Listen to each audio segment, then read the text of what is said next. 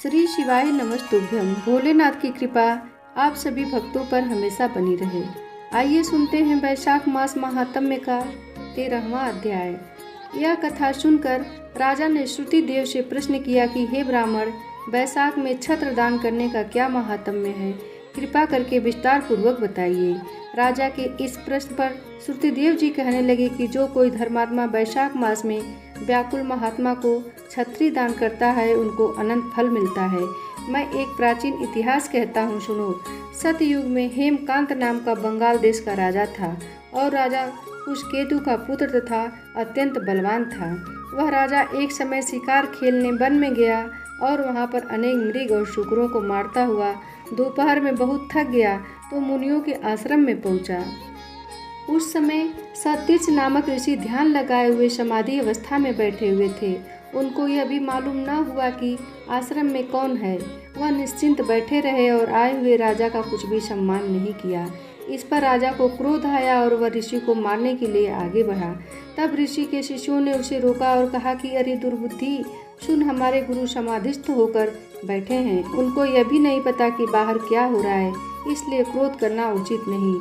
तब राजा क्रोधित होकर कहने लगा कि हे ब्राह्मण, मैं थक गया हूँ और तुमने मेरा अतिथि सत्कार नहीं किया। तब शिष्यों ने कहा कि हम तो गुरु के अधीन हैं, बिना गुरु की आज्ञा के कुछ नहीं कर सकते। शिष्यों का ऐसा प्रति उत्तर सुनकर क्रोध से राजा ने अपना धनुष उठा लिया और कहने लगा कि मुझसे दान लेकर मेरा अन्न खाकर मुझको ही शिक्षा देते हो। ऐसे कृतज्ञों को अवश्य ही मानना चाहिए। इतना कहकर राजा उन पर बाण चलाने लगा। इससे वे शिष्य भयभीत होकर भागने लगे तो राजा के सैनिकों ने उनको चारों ओर से घेर लिया।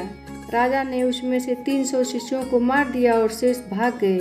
जब आश्रम में कोई न रहा तो सैनिकों ने आश्रम की सब वस्तुएं लेकर खूब भोजन किया। सायंकाल राजा जब अपने घर पर आया तो उसके पिता कुशकेतु ने यह सब वृत्तांत सुनकर पुत्र की बहुत निंदा की तथा उसको घर से बाहर निकाल दिया।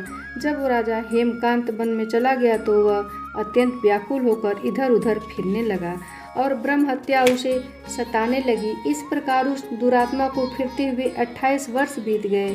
तब एक दिन त्रित नाम के ऋषि वैशाख मास में तीर्थ यात्रा करते हुए उस वन में आए और धूप से व्याकुल होकर मूर्छा खाकर पृथ्वी पर गिर पड़े।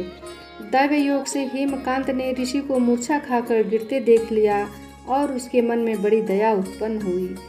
उसने ढाक के पत्तों की एक छतरी बनाकर मुनि के सिर पर लगाई और अलंबू का जल पिलाया।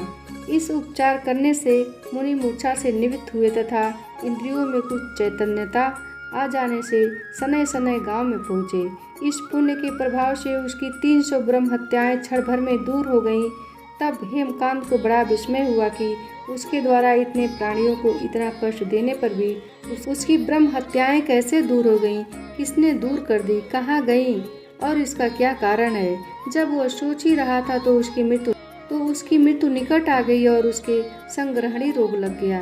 जब उसके प्राण निकलने लगे तो उसको 3 बड़े भयंकर यमदूत दिखाई पड़े और वह हेमकांत को डराने लगे। तब हेमकांत मौन साध कर छत्रदान को याद करके विष्णु भगवान को याद करने लगा। भगवान ने उसी समय अपने मंत्री विश्वक्सेन को आज्ञा दी कि यमदूतों को रोको और वैशाख मास में छत्रदान करने वाले हेमकांत की रक्षा करो। उसने यद्यपि बड़े बड़े पाप किए हैं परंतु उसने धूप से व्याकुल मूर्छित मुनि की रक्षा की और वैशाख मास में छत्री दान किया, इससे निष्पाप हो गया। इति श्री वैशाख महात्म्य का 13वां अध्याय।